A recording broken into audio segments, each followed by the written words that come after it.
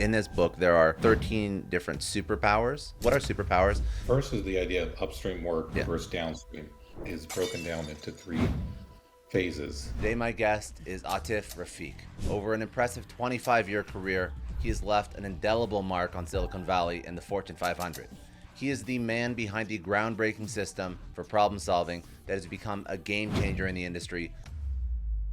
How have you been so effective in so many different industries? Because that is incredibly impressive. How do you basically excel? It's very much tied to this idea of innovating into the unknown, where I'm comfortable with the unknowns. I'm hungry for inputs. And so I think that just ports itself very well to problem solving.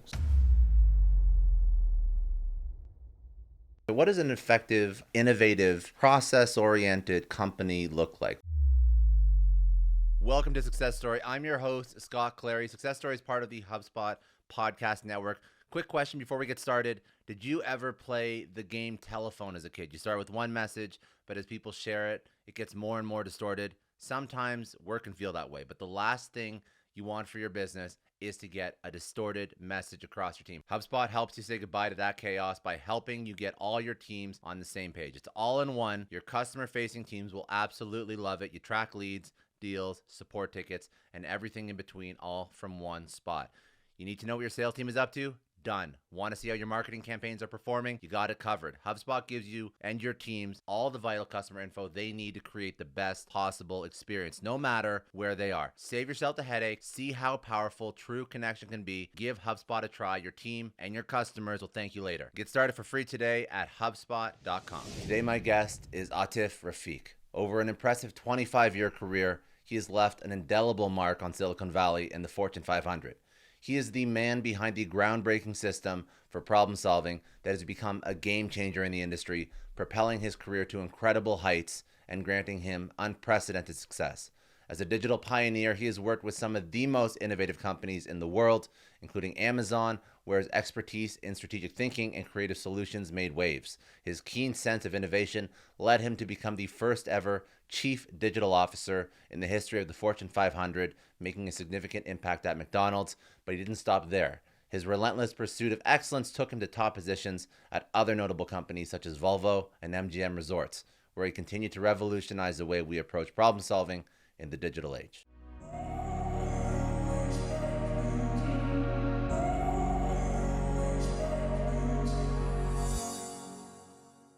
I would point to a letter I wrote. It's a snail mail letter that I sent to the CEO of America Online, AOL.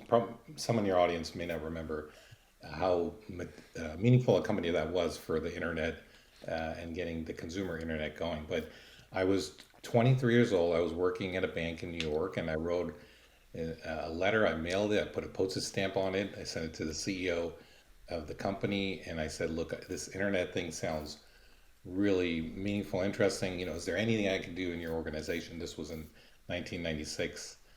And he actually not only opened the letter, he gave it to another executive and they called me back. So I got a response to a cold outreach.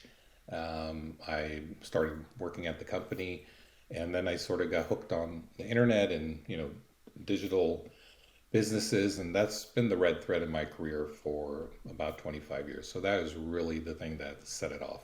You've worked with some of the largest companies in the world, and I mean, yes, some people who are listening to this may not know AOL, but if you think about if you think about the internet in 1996, and then all the different companies that you've worked with, helped transform, helped navigate, what are some of the things that you've seen change over time in terms of digital disruption, and what are the things that you've seen stay the same? Well, I mean, typically, in the tech industry, you have a charismatic visionary founder who gets the thing off the ground. And sometimes they strike oil, and their invention is so material, and technology lends itself to, one very dominant player in a space, and that can give a company legs for a long time. That can be 10 years, or if they're a well-managed company, let's say Google, it can be around, 20, 25 years later and still thriving.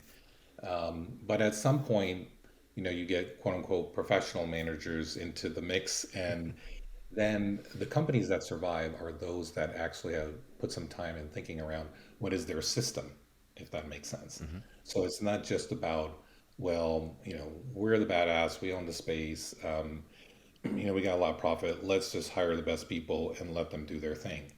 I think that era has actually just come to an end in Silicon Valley, here in the last couple of months, where people are saying, well, we need to get more out of the talent. And so the company that I would point to, like Amazon, for example, which has been from the beginning very conscious about the culture it's building, the management system.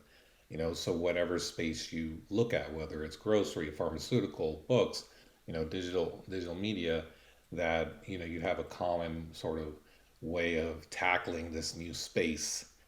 They've been able to scale that culture of invention in their culture, and now they can throw thousands of people at it, and generally they come out on the winning end of things. So that is one thing I've observed. Being in tech for a long time is you can be on the roller coaster, but if you want sustain, you want to be around for a while, you want to be an enduring company, have to invest in the culture and sort of the system of how things get done.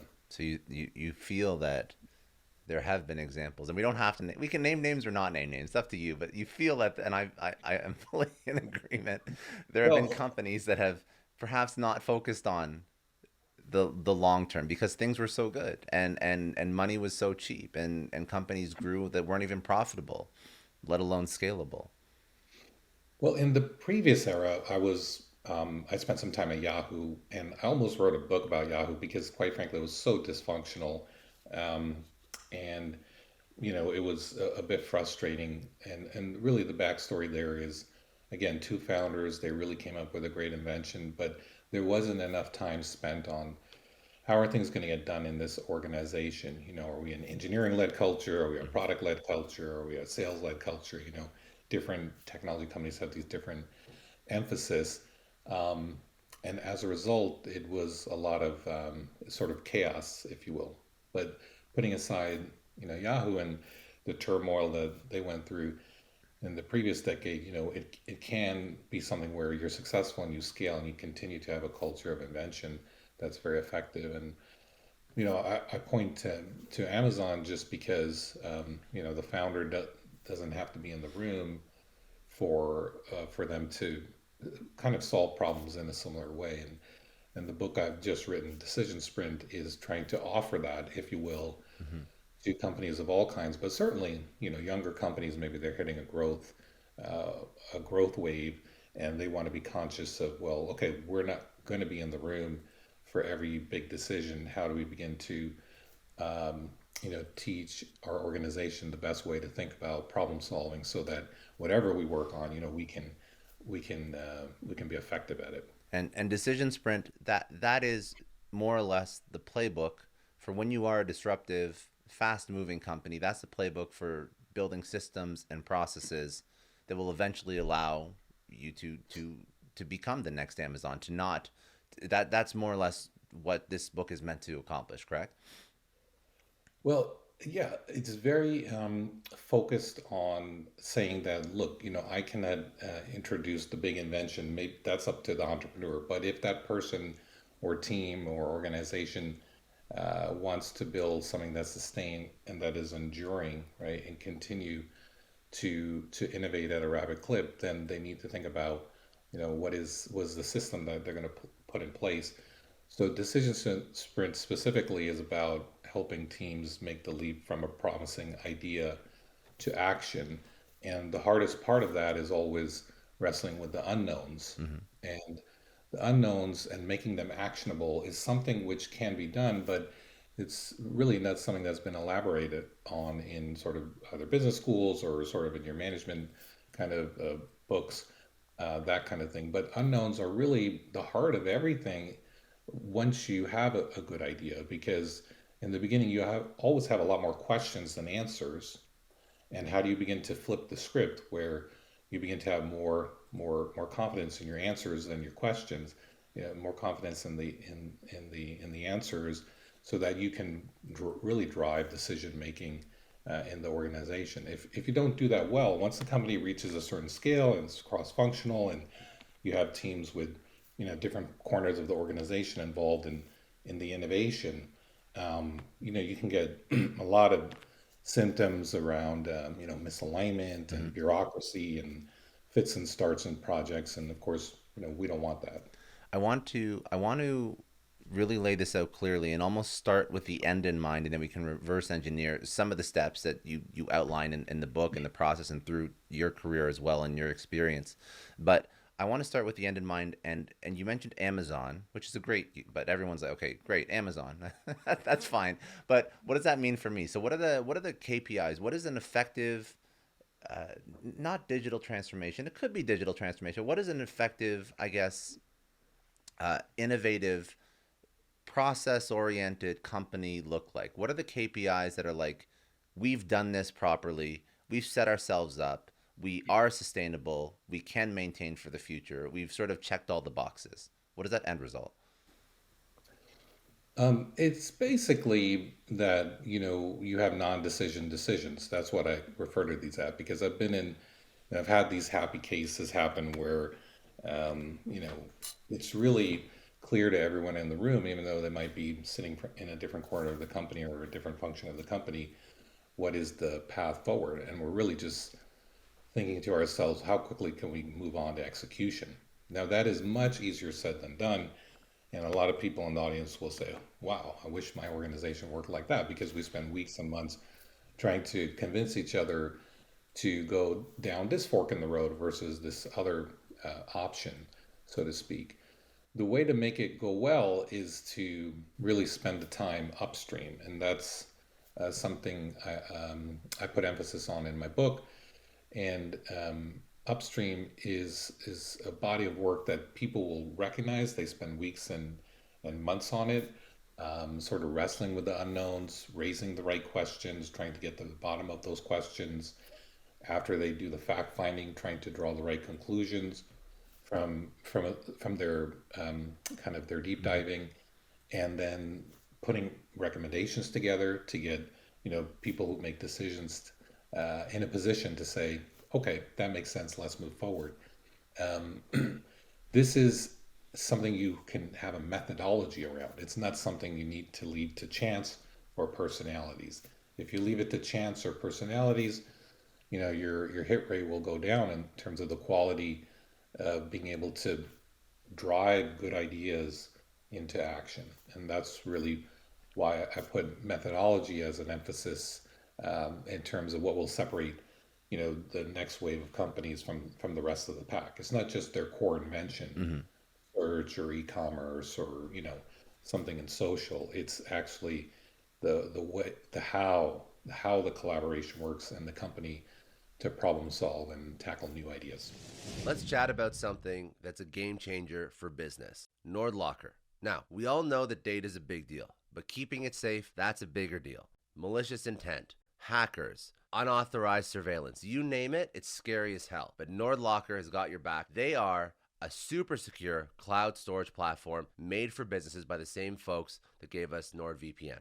Here's what's cool about NordLocker. The moment you drag and drop your files into it, they're encrypted. And it's not just lock and key stuff. We're talking zero knowledge architecture. This means that even the people at NordLocker can't take a look at your data. It's all yours. Plus, it's all about making your life easier as a business leader. It helps you tick some boxes for legal stuff like GDPR, HIPAA, CCPA, and you can access your files from any device, whether it's Mac, PC, Android. Not only does it keep your files safe, but it's a great tool for sharing encrypted folders with your team and managing accounts. They've got a 24/7 support team ready to help you out. So, if you want to level up your business's cybersecurity, check out NordLocker at nordlocker.com. It's not just about owning your data, but it's about keeping it safe. Now, a special offer for Success Story podcast listeners. If you want to try NordLocker 3 for 3 months, go to nordlocker.com/creators and use the promo code Scott. That is 3 months of protecting your data with the most user-friendly and secure cybersecurity cloud storage platform. That's nordlocker.com/creators and use the promo code Scott. So this process, I think it's broken down into a few different pieces. So I want to make sure that we're all on the same page. So this process, I mean, in this book, there are 13 different superpowers that I guess are the core concept that people have to think about. But then it's even sort of drilled down to an even more simple framework of exploration, alignment, and decision making. So I want to understand how those two concepts play. So when somebody thinks, say somebody looks at this and they're like, and we're going to talk about some of these superpowers. We're going to talk about this framework in a second. But when somebody thinks about superpowers, what does that mean for them? Is that these are like the attributes or the skill sets or the soft skills, hard skills? What are superpowers? But then also that framework. I want to go deeper into that framework as well. Great.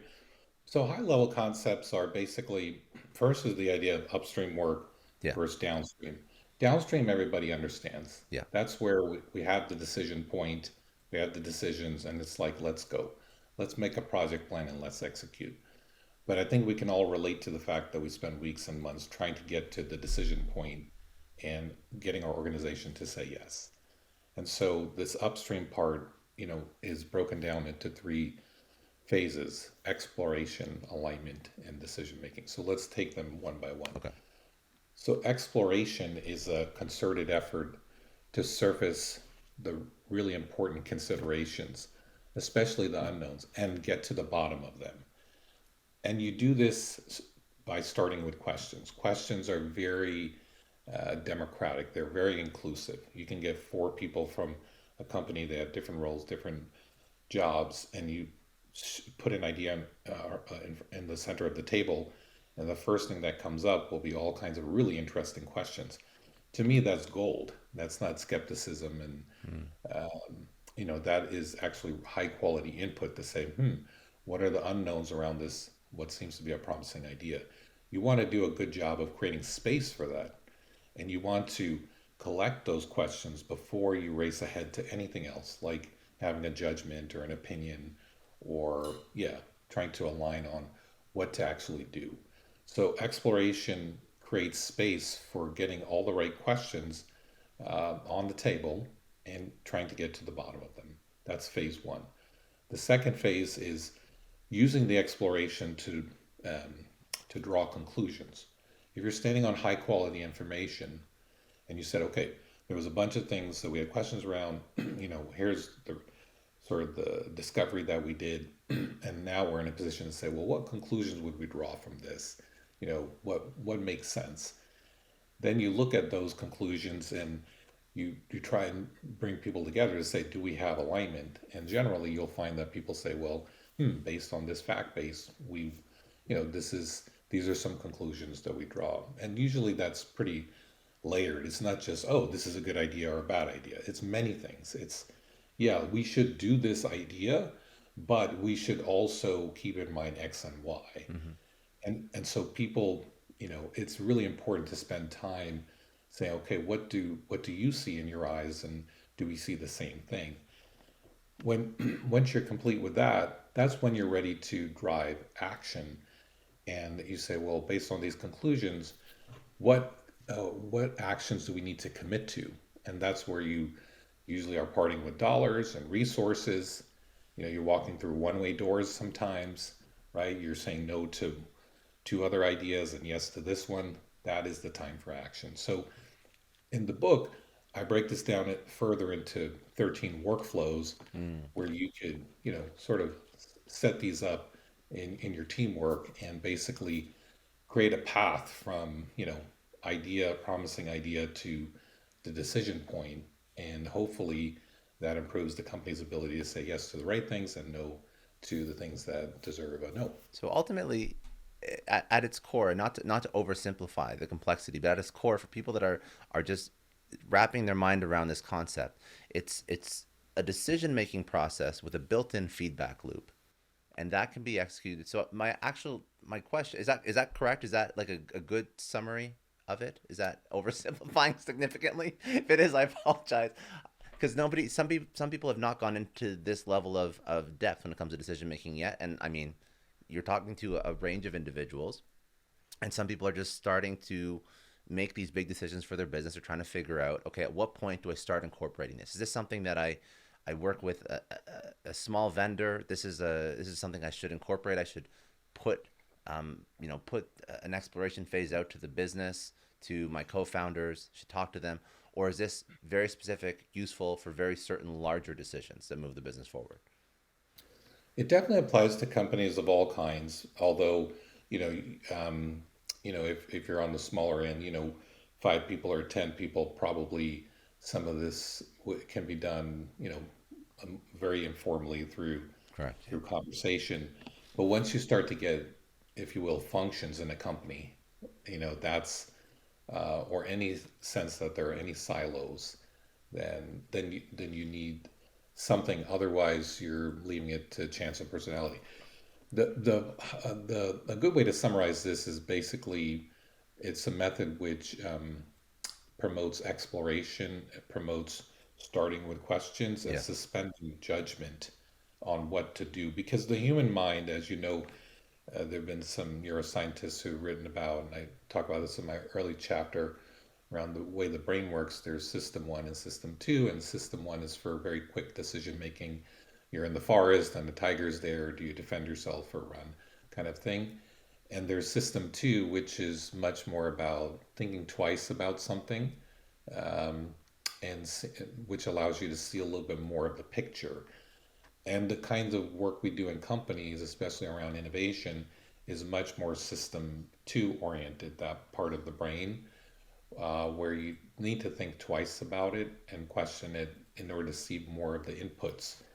Now, human nature, and especially in companies, depending upon the personalities and the culture of the company, you can be using system one, but you need to be you have a system two problem. Yeah. That's a very common occurrence in companies, Yeah. right? Because people might think, oh, my job is to know exactly what the right thing to do is at all times. But that's actually not the case. The better way to look at leadership is to know how to ask the right questions or get the right questions on the table. And another thing that I'm thinking people would have a big concern with, not in terms of the process, but in terms of their own organization, is you mentioned something. You mentioned this is great to solve for this type of thinking, the system one, system two thinking, but also silos. So silos pop up in organizations. I know that this is not directly related to decision sprints, but it's probably something you've experienced. Do you have any tips for stopping silos from forming as much as possible? Is this a process that actually improves not only the decision making, but by constantly deploying this process, you almost improve the structure of the organization because it breaks down silos before they would even start, if done properly. That's one of my passion areas, to be honest with you, Scott, because I think it's one of the most baffling things in companies is the not initiating with another part of the organization that has some relevant input. So the way I solve for that, and this is actually part of the first workflow in the decision sprint, is grouping people around a common challenge. So to look at a problem you're trying to solve in a company or a new idea and saying, what competencies do we need to gather around this specific idea, this specific problem that we're trying to solve? When you start with that from the get-go, you automatically melt away the silos because the opposite is, I think, more common, which is, okay, whose point on this in the company? And it could be a person or some function, and there's no problem with that if they then say, well, we're going to do a much better job of problem solving if we get the right inputs around, you know, what the picture is, and what competencies do we have in this organization that we can group around this common challenge. So to me, that's the mindset that we need to take. And then you stop thinking about, structures and layers and other things like that. And you just start thinking about, what is, for example, what Amazon will call a two pizza team. Hmm. Uh, not huge, but enough to feed the team with two pizza pies, right? Yeah. There's 5 or 6 or 7 or And that's people, it. depending on how hungry you are. Yeah. But that's what you get, Yeah. and that's really wise because it's not one or two parts of corners of a company, especially in a large company that can really solve a problem, holistically, right? So thinking about like being hungry for input. How do we get the right inputs to really solve this problem? That will melt away silos.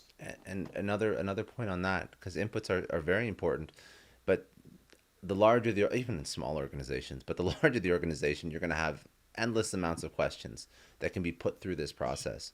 So how do you prioritize the urgent and important? It's definitely a matter of relevance. And so you're right, where, um, I mean, interestingly, if you ask everybody, and I have a methodology in the book where I actually suggest people do this independently. So let's say you have this 6-person team and you want to get all the right questions. To me, Mm-hmm. that's getting to first base when you're trying to tackle a new idea. If you ask them to independently, sit down, write up their questions, send them in to one person, um, you will find them a lot of common themes. So generally, um, there's you can group them together and do the pattern matching. And by trying to get independent input, you get to see like a little bit of the heat map of where is the headspace of the team, where are really the questions that matter most. So I think what I would suggest is a little bit of that methodology where you kind of try and promote independent thinking so you can get it wide enough, Mm-hmm. divergent thinking, but then bring them together. You'll see the patterns, and I think it'll be a manageable list. Interesting. So when you've run this exercise, even though you have so many different business units, so many different personalities, again, you start to see the common threads. And I'm assuming that would mean you'd actually start to see the common threads in the output as well. So when a question goes through this process, you start to see the common threads in the actual answers that you're getting. Is that is Yeah, yeah. well, it's the beauty of it, right? Is that because behind everybody's question is sort of some consideration like a risk or fear or upside or, is there a business case? And so if you, and the questions are very neutral because, you're going to get people to, if you will, sort of agree that you've canvassed the problem right through the questions. And what happens is that people begin to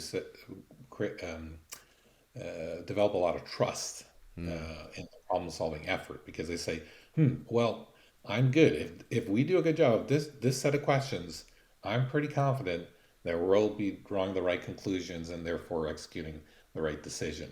So you do what I call upstream is you bring that all the way up there and it gets to be much less contentious where people because it's neutral, right? There's no decisions yet. So I think that's a really important part of this methodology Yeah. is you sort of bring it to a neutral point, which questions to me are very much so in that realm.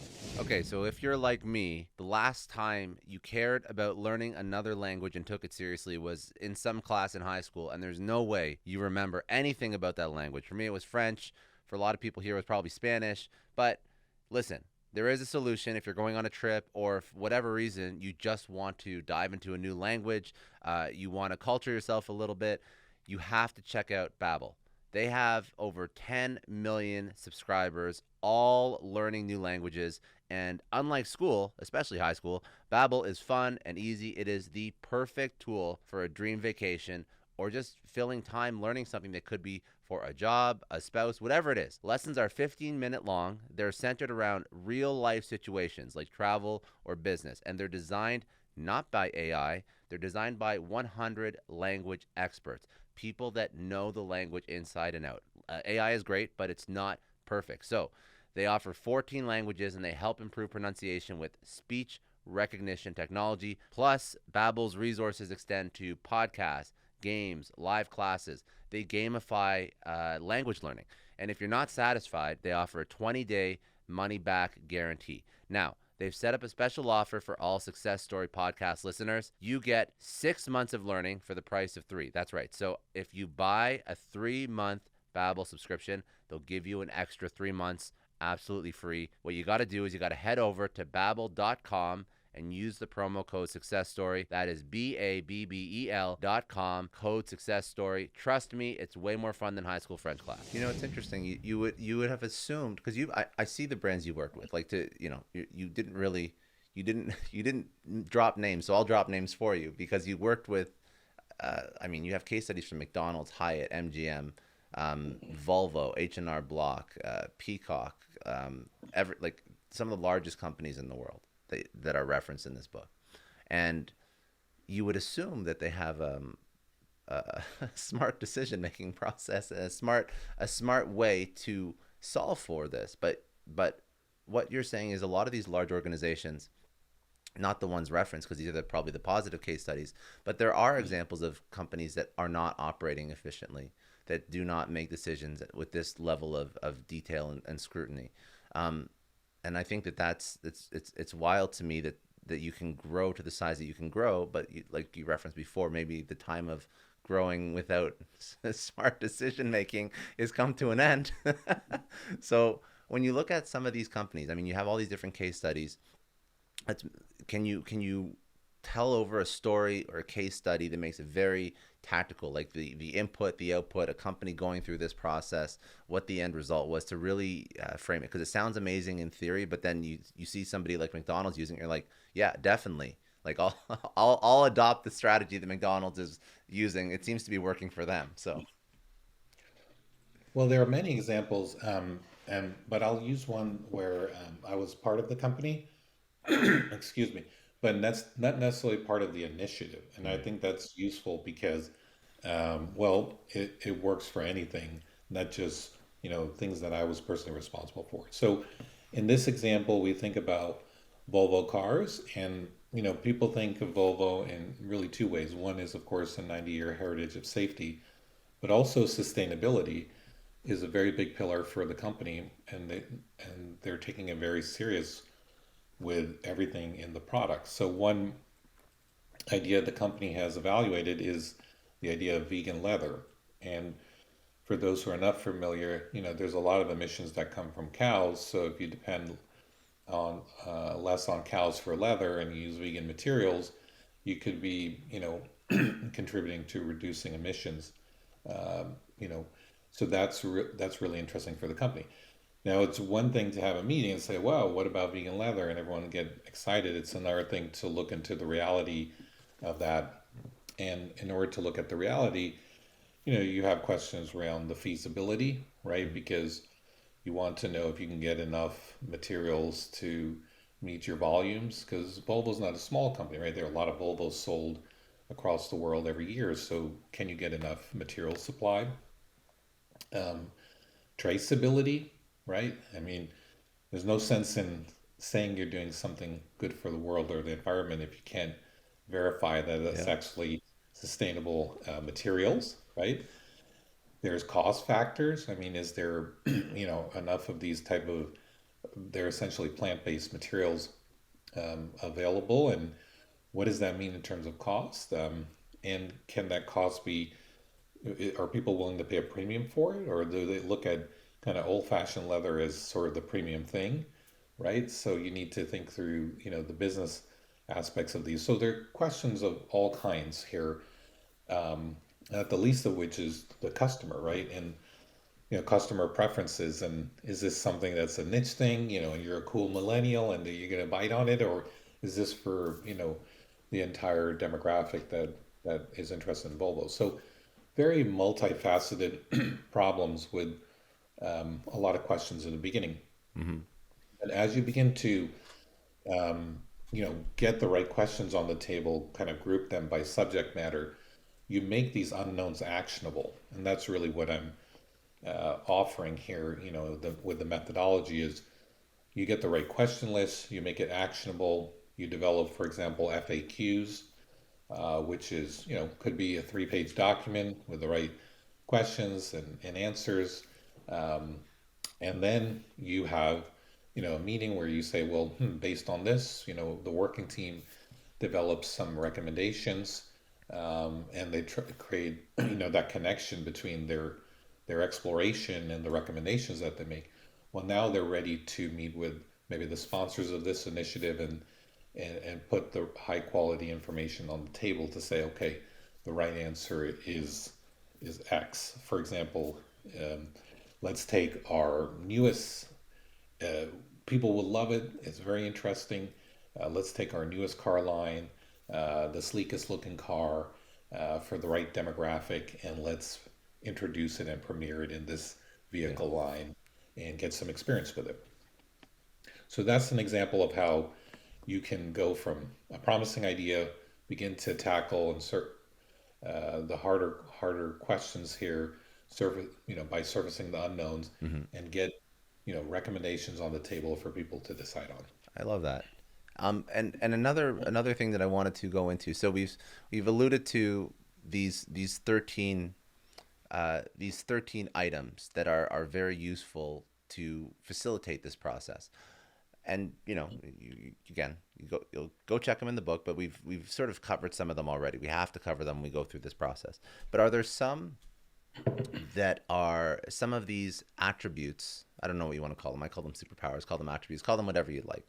These 13 identifiers that are not so obvious in facilitating this process, are a little bit outside, like establishing decisions, crafting workflows. That makes sense. Socializing knowledge within the organization, that also makes a little bit of sense as well. But are there some that maybe are not so obvious? Probably the most uh, the step people skip most frequently is sourcing input and viewing that as Hmm. a deliberate step in the process. So we all do brainstorms, right? We say, okay, well, great news. We've been charged with looking at this promising new idea, this new product opportunity, etc. And then we hold a brainstorm. And this brainstorm can waver and vacillate between trying to uncover some of the important questions and then drawing conclusions based on that, going down a rabbit hole on one or two important considerations, maybe someone having a pretty strong opinion on what the right way forward is, et cetera, et cetera. And then you kind of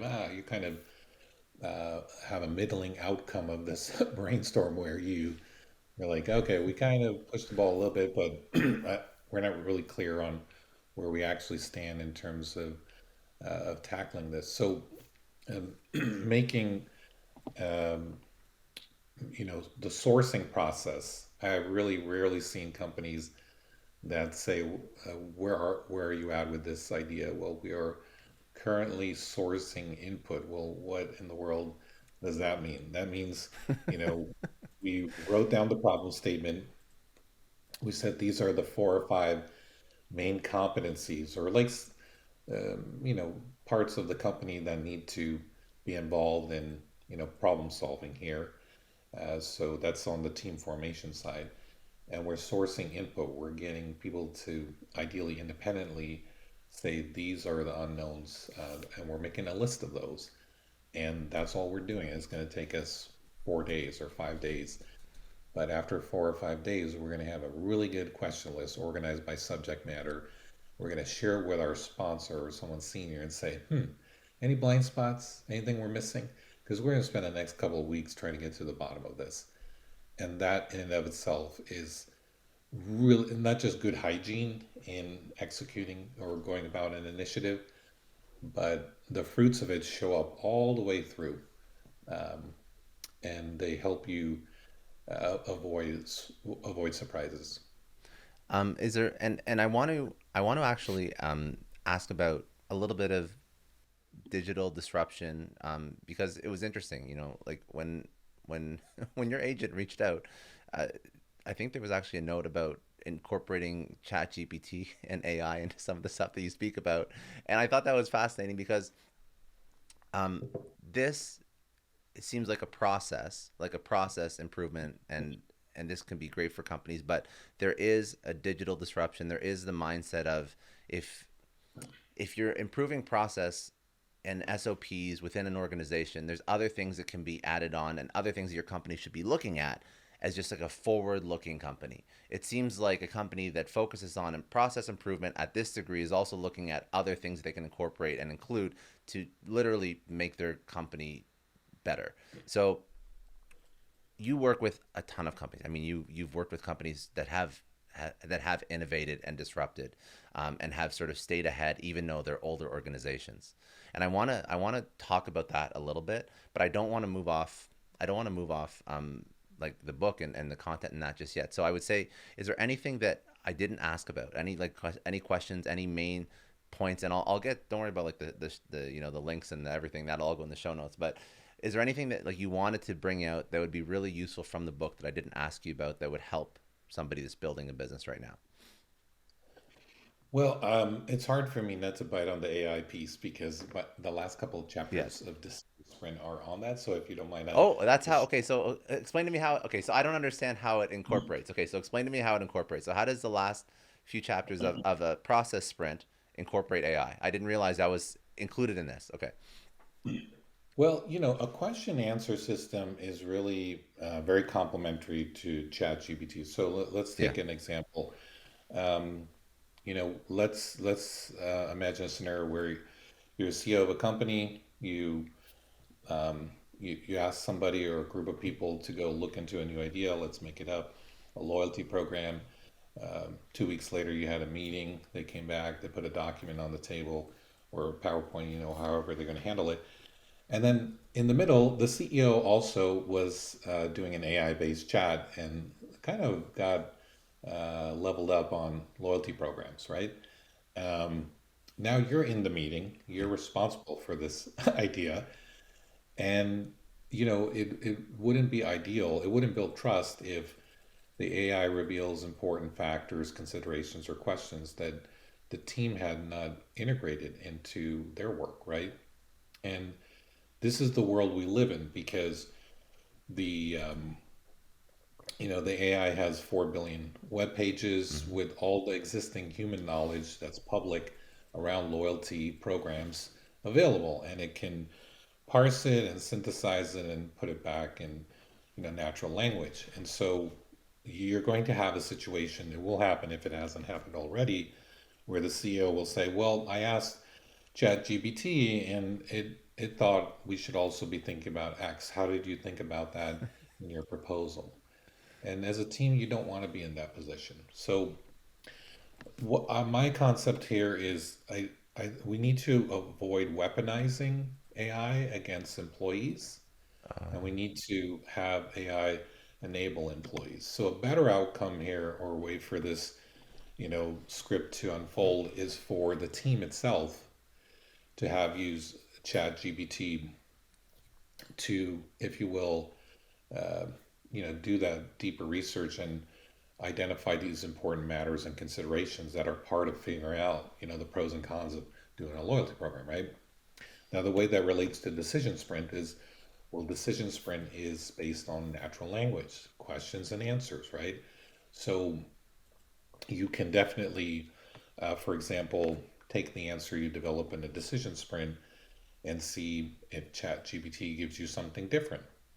Maybe it raises a consideration that's a blind spot. I call that a suggestion if you want to take a positive, constructive view on it.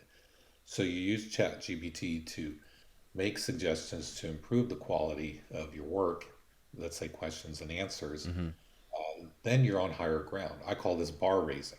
So there's constructive ways to look at knowledge work and how we use AI to, make a knowledge worker even better with their work product, as opposed to things like weaponizing it against people to say, hey, the chat was better than you are, which is I want to talk about the Kelly Roach Show. I do not take my podcast recommendations lightly, but I have truly admired Kelly's journey from the get go. She was a fresh employee at a Fortune 500, received 7 promotions in 8 years, all this while building a company that blossomed into an 8-figure empire. Today, she's a best selling author, top ranked podcaster, the proud owner and co owner of 6 thriving companies. And let's not forget, she's an Inc. 500 awardee, proving that growth isn't just a goal, it is a lifestyle. Now, her podcast, The Kelly Roach Show, dives deep into business growth strategies, specifically targeted for those hitting the 6 and 7 figure mark, but it's not all business. She also explores the habits, mindset, and disciplines of the world's most successful people. It's a podcast that's perfect whether you're just getting started or you're trying to up level your success game. But here's the deal kicker for me. She is a super mom and a wife. She embodies the truth that you don't have to sacrifice your home life for success. She believes and shows that life-changing wealth, wild success, a happy marriage, and a fulfilling home can coexist. That is gold. So tune in to the Kelly Roach Show on Apple, Spotify, wherever you get your podcasts. Trust me, it's time well invested. The case. Does that make sense? It makes a ton of sense. I love that. And I think that so anybody who is looking to improve their business and to grow their business, I think these are all tool sets that they should be willing to adopt. And it would be unfortunate. It would be candidly very unfortunate if a CEO is weaponizing ChatGPT against their employees. I mean, that's a toxic situation. I mean, even pre-ChatGPT, if a CEO spoke to a board member and the board member had an idea that an entry level knowledge worker didn't have, and then the CEO is weaponizing that information, that would also be a toxic environment. So I think that would try and stay away from those CEOs. That's sort of like a universal lesson. But yes, I do agree. I think that ChatGPT AI tools are just going to augment, and I think it's really important to learn how to use them. It's going to affect every Yeah. business unit. And it's really about trust, right? Yeah, Because it would be very short-sighted to say, hey, I can replace you with the chat. It's yeah, not true. Trust me. But it's really about yeah, it's not creating this culture of fear. And so we need to be able to integrate things like chat-based AI into the problem-solving effort. And I think Decision Sprint is really perfectly paired with that because it's not a prototype, right? It's not yeah. a metrics report that comes, for the data science team. It's words, and it's problem solving through questions and answers, and that obviously fits very nicely. When I wrote this a year ago, I couldn't have scripted how the world was unfolded, No, but it's working. It's working very well. But the process and the search for better information and for better questions to have better answers. I mean, that's it's timeless, right? This is always a good thing for a business to adopt. Um, so I guess, but the question still stands that I asked before. Is there something that I wasn't smart enough to ask about this that we didn't go into that would be valuable? So now I understand how the AI component plays into it. But are there any other points that you really wanted to leave the audience with? well, I think I mean my passion previously for a long time has always been what are we making Hmm. in the organization we're in, right? Like, what is the killer product or idea or business model for the space that we're in? How do we rethink it and reshape our industry and lead the pack?